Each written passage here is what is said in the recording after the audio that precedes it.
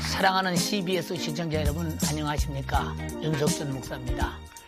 오늘 또 지리적으로 또 신학적으로 명쾌한 해설을 해주시기 위해서 우리 홍 교수님, 신 교수님 나오셨습니다. 감사합니다. 고린도전서 13장을 보면 그 사랑장이 나옵니다. 바로 이런 면에서 어떻게 화합할 것이냐, 인본주의의 사랑이 아니라 하나님께서 우리에게 주신 복음적인 사랑으로 이루어갈 때 모든 것은 통일될 것이라는 의미를 부여하고 있습니다. 오늘 이 의미 깊은 도시 고린도를 향해서 우리 한번 가볼 때 먼저 영상으로 그 화면으로 보시겠습니다. 바울은 아테네를 떠나서 80km 떨어진 아가야의 수도 고린도에 도착했다. 고린도는 그리스도 본토에서 펠레폰네소스 반도로 건너오는 길목에 자리 잡은 교통의 요지이자 그 지역의 중심 무역 항구였다. 13년 공사 끝에 1893년에 개통된 이 고린도 운하는 바울 당시엔 암초가 많았던 위험한 뱃길이었다. 그래서 사람들은 화물들과 작은 배들을 5.6km의 미끄럼길을 통해서 끌고 이 고린도로 모여들었다.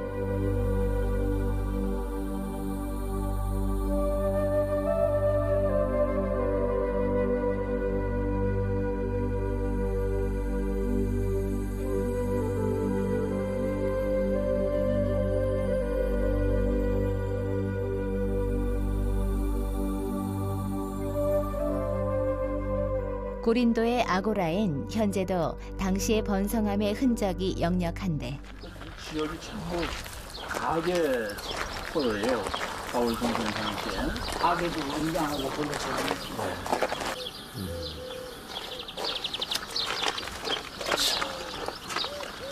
규모가 꽤 큰 가게예요. 이런 가게가 그 당시에 있었다는 게 와. 바울 당시에 그 물건을 사고 파는 문제를 놓고 네. 바울에게 여러 차례 물을 때 바울은 이것이 우상의 제물인지 아닌지 묻지 말고 믿음으로 사서 자유하게 해라, 이렇게 한 성경도 있죠. 당시 상가의 화려함은 요즘에 못지 않았고 도시에 이런 세련된 가게가 있었다는 게 요즘 시대와 뭐 별다른 거 없는 것 같아요. 가게는 그때나 지금이나 상당히 잘 꾸려놨던 것 같습니다. 당시 고린도는 과일과 담배의 수출항이었으며 도기와 청동 제품으로 유명한 부의 중심부였던 반면에 심한 빈부의 차와 피폐적인 윤리 생활로 악명이 높은 곳이기도 했다.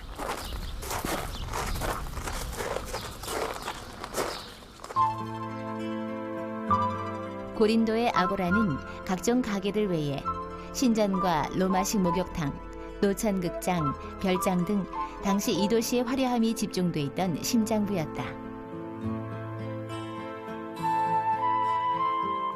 고향을 떠나온 사람들은 이 고린도에 몰려들었는데 그들은 이곳의 화려함에 입을 다물지 못했다고 한다.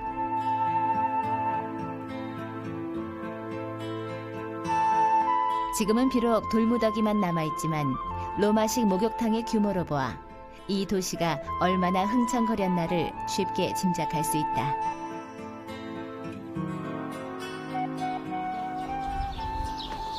이런 공간이 다 그 목욕탕 안 내부죠?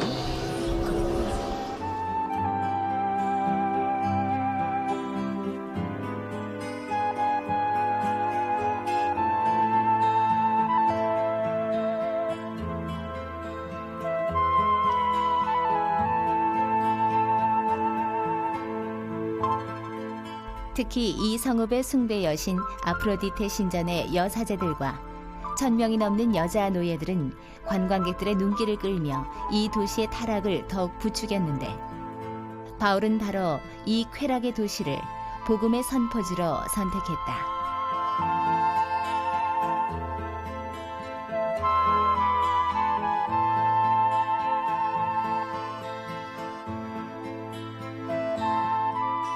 사도 바울이 그 귀신을 쫓아줬을 때, 이 신전에서 그의 주인이 우리가 더 그 점치는 여인으로부터 돈을 벌고 부를 누려야 될 텐데 왜 귀신을 쫓아서 점을 못하게 하느냐. 그래서 바로 그 빌립보옥에 가두지 않았습니까? 그렇죠. 그래서 그곳에서 바울과 신라의 그 이적도 우리가 다 알고 있지 않습니까? 바울과 신라가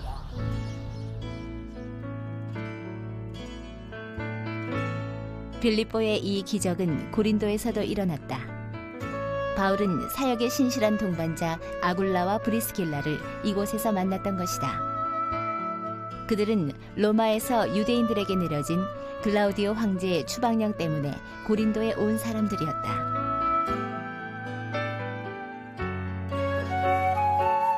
훗날 바울은 이들에 대해 서신에서 말했다. 나뿐만 아니라 이방의 모든 교회도 저희에게 감사하노라라고.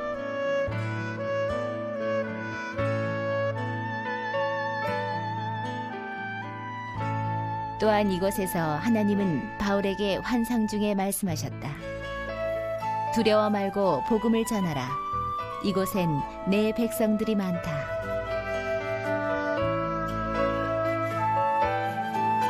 바울은 18개월간을 고린도에 머물며 복음을 선포했고 새로이 믿는 자들의 수효도 급속히 늘어났다.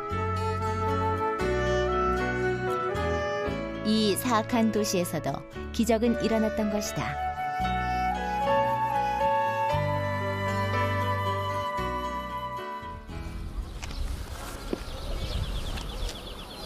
사도 바울 선생이 재판을 받았던 자리죠.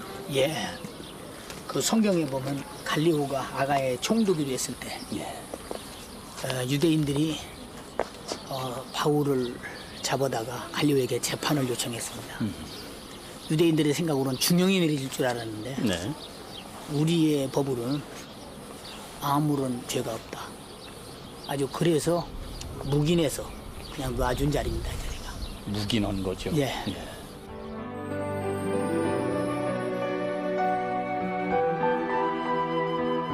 이 판정은 유대인들을 아연실색케 했고 반면에 그리스도인들에겐 안도의 숨을 쉬게 했으리라.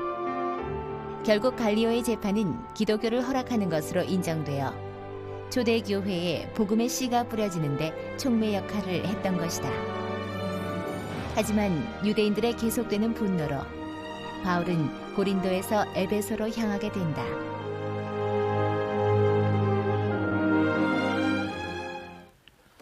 홍 교수님, 고린도라는 도시는 그때 어떤 도시였는지요? 객관적으로 보면 로마의 4대 도시 안에 들어갔습니다. 예. 로마, 알렉산드리아, 그리고 안디옥 교회가 있었던 수리아 안디옥, 예. 그 다음 고린도를 꼽을 정도로 중요한 도시였습니다. 예. 그리고 여러 번 말씀드렸듯이 그리스를 북쪽 지역은 마게도니아 지방, 이 남쪽은 아가야 지방이라 그랬는데 이 예. 지역의 수도였습니다. 예. 그 이유는 교통의 요지였기 때문입니다. 예. 왼쪽으로 가면 로마로 연결되는 헤로가, 오른쪽으로 가면 그 아시아 지역으로 가는 헤로와 예. 연결된 중심된 도시였습니다. 예. 그래서 그 당시 인구를 한 4, 50만 정도로 예. 보고 있습니다. 그래서 그 이 지역은 이 지역의 중심 도시였기 때문에 사도 바울이 그 지역을 가서 전도했는데 특별한 이유 중에 하나는 그 지역에 로마 시대에 유대인들이 많이 살았다고 하는 겁니다. 고린도에서 사도 바울이 많은 그 복음을 전하고 동역자들을 얻고 만났지 않았습니까? 그때 바울이 만났던 그 동역자들은 어떤 사람이었으며 또 그들은 왜 고린도에 왔는지 궁금하거든요. 예, 바울이 고린도에서 만난 사람들 중에 아주 예. 그 중요한 사람이 있습니다. 예. 여러분 잘 알다시피 그 브리스길라와 아굴라라고 하는 부부인데 예. 이 사람들은 로마에 사는 유대 기독인들입니다. 예. 그래서 바울처럼 그 업이 장막을 만드는 일, 예. 좀 자세히 말하면 가죽을 다듬는 일을 하는 사람들이었습니다. 예. 특별히 아굴라라고 하는 사람은 본도 출신의 유대인이었어요. 예. 그래서 이들이 이제 이 고린도로 오게 된 이유가 있었습니다. 예. 크게 이제 두 가지로 이제 말할 수 있는데, 하나는 글라우디오 황제의 그 유대인 추방 칙령이 있은 이유로 이래 가지고 그 본토로부터 로마로부터 유대인들이 추방당할 때 떠나온 그러한 이유였고요. 예. 또 다른 하나는 이제 그 장막업을 계속해야 되는 사람들이기 때문에 예. 그 장막업의 그 번창한 성공을 위해서 왔다고 예. 말할 수 있습니다. 그래서 예. 첫 번째 그 글라우디오 황제의 그 칙령을 통해 가지고 예. 결국 이제 여기까지 오게 되어졌고, 예. 이 유대 기독인들이 특별히 이제 유대인들이 많은 이곳에 와서 예. 장막업을 계속하게 된 사람들입니다. 예. 이 장막업이 왜 이곳에 번창하느냐 하면은 그 무역의 도시이고 교통상의 중요한 도시였기 때문에 또 예. 여러 가지 많은 또 절기와 이런 종교적 행사가 많이 있지 않겠어요. 그래서 예. 이런 일로 통해 가지고 이 브리스길라와 아굴라 부부가 오게 되었는데, 아마 로마 제국 전체에서 가장 그 주랑이 예. 긴 상점을 가진 그 주랑을 스토아라고 말하는데, 여기서부터 이제 스토라고 하는 상점이 나왔다고 말하거든요. 예. 그런 점에 있어서 아마 로마 다음으로 이 장막업에 성공을 하려면은 뭐 이곳으로 오지 않았겠느냐, 그렇게 생각을 합니다. 옹 교수님, 사도행전 18장에 보면 그 바울이 고린도에 1년 6개월이나 머물렀다고 했거든요. 참 그 전도자로서 1년 6개월을 한 곳에 머물렀다고 하는 것은 굉장히 참 오래 머물렀거든요. 바울이 무엇 때문에 왜 이렇게 고린도에 오래 머무르게 되었는지 궁금하거든요. 첫 번째는 그 죄가 많은 곳에 은혜가 많아서 그런지 모르지만 교회다운 교회가 이루어지지 않았습니까? 예. 전도를 뭐 그리스도보 가정도 됐고요. 특별히 디도 유스도라고 하는 사람이 믿었는데 그 집에서 고린도 교회가 모이지 않았습니까? 예, 예. 그래서 저는 사도 바울이 중요한 도시이기 때문에 많이 머물렀지만 어느 정도 그 복음의 열매를 보았기 때문에 있지 않았는가. 예. 저도 목회를 평생 해왔지만은 그 복음 전파가 잘 되고 교인들이 잘 크고 열매가 맺으면 더 애착을 갖지 않는가. 예. 사도 바울이 선교사이기도 했지만 또 때로는 목회자 역할도 했거든요. 예. 그다음에 또 한 가지는 그 지역이 원체 우상이 많고 죄가 많은 곳이니까 예. 제 개인적인 생각입니다만은 정말 더 복음을 전해야 되겠다고 하는 구원의 열정이 더 들끓었던 예. 그런 도시가 아닌가, 그런 생각을 해봅니다. 또 한 가지는 유대인 회당이 많았으니까 또 유대인들에게 전도하기도 좋았고요. 예.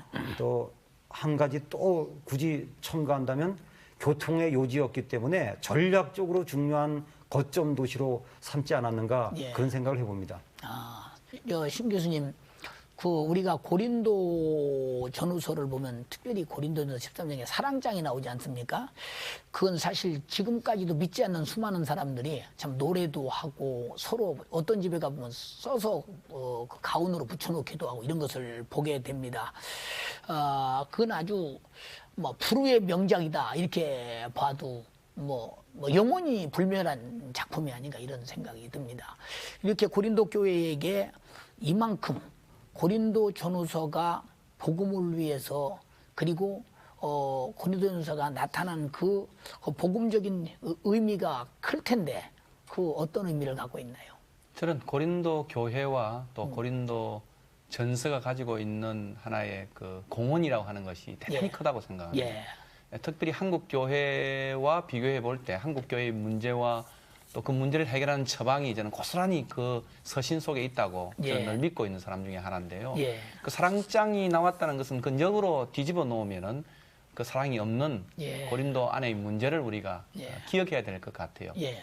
저는 그 이 서신을 오랫동안 제가 강해를 해 왔는데요. 예. 예. 그 코린디안 철치하고 코리안 철치 예. 이름이 비슷하지 않아요? 예. 이제 참 발음도 비슷하지만은 사실 모습도 굉장히 비슷합니다. 예. 하나님께서 고린도 교회에 부어주었던 성령의 정말 나타남의 역사가 참 큰 교회였거든요. 예.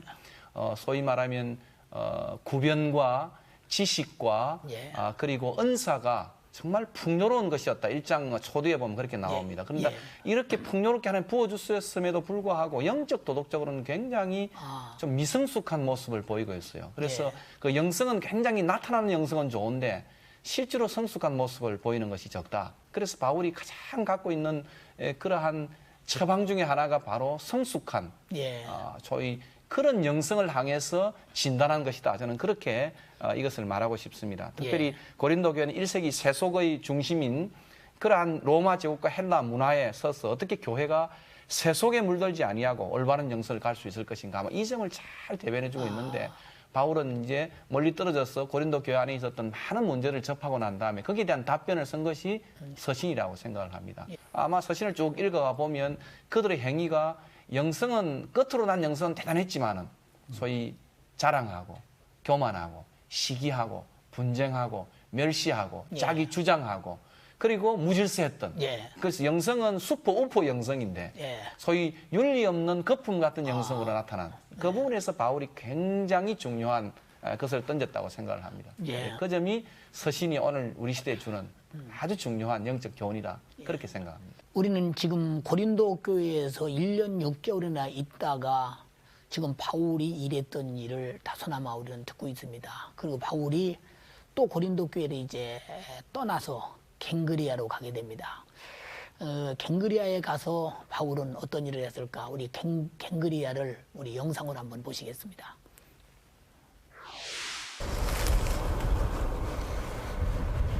바울의 발길은 먼저 고린도의 남쪽 항구 겐그레아로 향했다.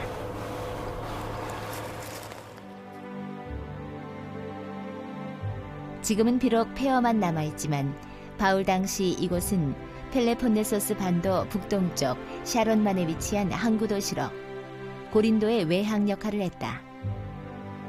주후 2년엔 이 항구는 많은 신전과 포세이돈 신상이 있었던 우상의 도시였다. 바울은 고린도에 있으며 이곳에 교회를 세웠고 여집사 뻬베를 성장시켰다. 바로 이곳에서 바울은 에베소로 가기 전 서원을 하는 머리를 깎는다.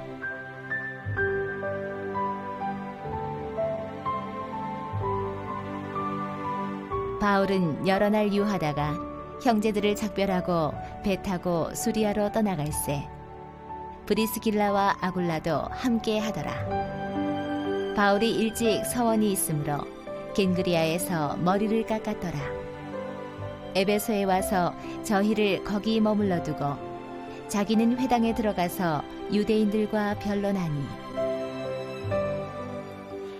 홍 교수님, 뭐 역시 지리에 대해서는 홍 교수님이 말씀해 주셔야 되니까 그 갱그리아는 어떤 도시였나요? 고린도는 이 펠레폰네소스라고 하는 이 반도에 있습니다. 그 제일 연결된 부분에 있는데 재밌는 것은 그 부분이 6km 정도밖에 안 됩니다. 그래서 그 가운데에 고린도가 있는데 왼쪽에 있는 항구는 레카이온 항구라고 성경에는 안 나왔지만 있고요. 오른쪽에 있는 항구가 바로 갱그레아입니다. 그러니까 고린도는 좁은 해역에 있기 때문에 항구가 2개가 있었던 거죠. 그러니까 그게 고린도의 장점입니다. 왼편, 오른편이 다 항구입니다. 그래서 왼편에 있는 이 레카이온 항구는 로마 쪽으로 가는 항구였고 이 갱그레아는 이 에게를 통해서 아시아나 심지어 아테네 쪽 그리고 또 이스탄불까지 가던 그런 중요한 항구였는데 바로 갱그레아가 그 동편을 향해서 가는 항구였습니다. 거리로는 고린도 남동쪽 11km 정도에 있습니다. 그런데 이곳이 대지진이 일어나서 지금은 해수욕장밖에 되지 않습니다. 그래서 그쪽에 가면 바닷물들이 조금 다른데 그 이유는 그 옛날 그 잔해들이 바닷속에 잠겨 있기 때문에 바다 색깔이 정상이 안 될 정도로 그렇게 폐허가 되어서 지금은 모르고 보면은 여기가 항구였다고 믿지 않는 그런 한적한 해변가가 되었습니다. 물론 사도 바울 때의 그 회당인지 모르지만 옛날 회당터도 보이는 그러한 곳이 됩니다. 그래서 여기가 유명한 이유는 사도 바울이 지나갔기 때문에 뭐 항구야 유명한 데가 많겠지만 이렇게 유명해진 이유는 사실은 사도 바울 때문이 아니겠습니까? 더구나 소원이 있어가지고 머리를 깎았던 그 항구, 또 베베라고 하는 여인의 그 고향이기도 한 그러한 항구가 되겠습니다. 신 교수님 그 사도행전 18장에 보면 바울이 그 하나님 앞에 굳게 그 서원을 했던 것이 있지 않습니까? 바울이 그런 각오와 결심을 가지고 복음을 전하면서 또 어떤 소원이 필요했는지 또 그런 생각이 들면서 그 서원의 의미는 무엇인가요? 예, 이 서원이 그 나실인의 서원인데 유대인들이 하는 서원인데요. 예. 학자들의 그 증언에 의하면은 예. 바울이 그 고린도에서 굉장히 처음에 초기에 어려웠잖아요. 예. 그 어려움을 당하게 되면 하나님 앞에 서원하는 예.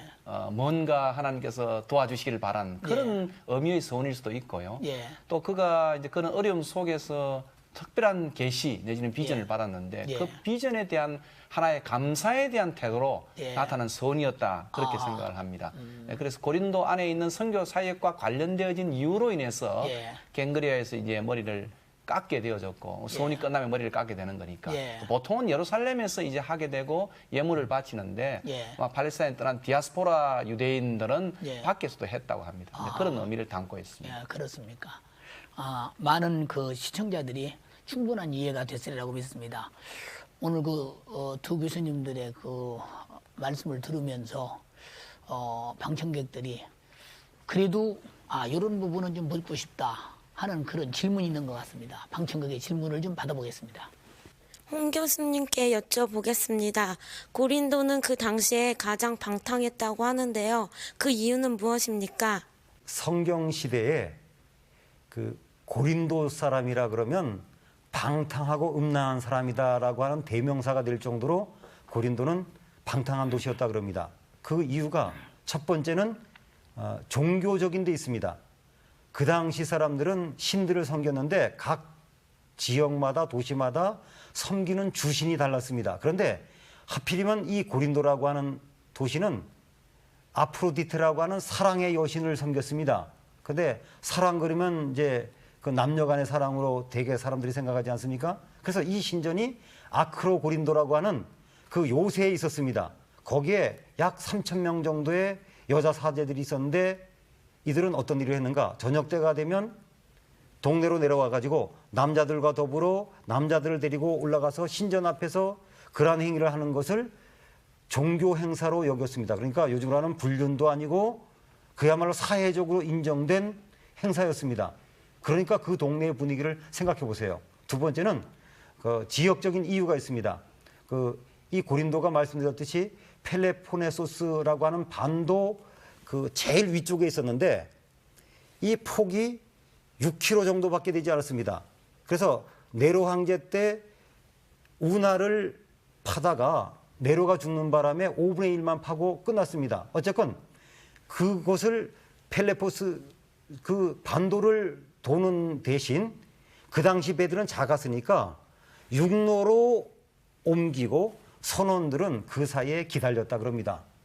선원들이 기다리면서 그 시간을 보내기 위해서 그 여러 가지 잘못된 길로 빠져가지고 한몫 더 했다 그럽니다.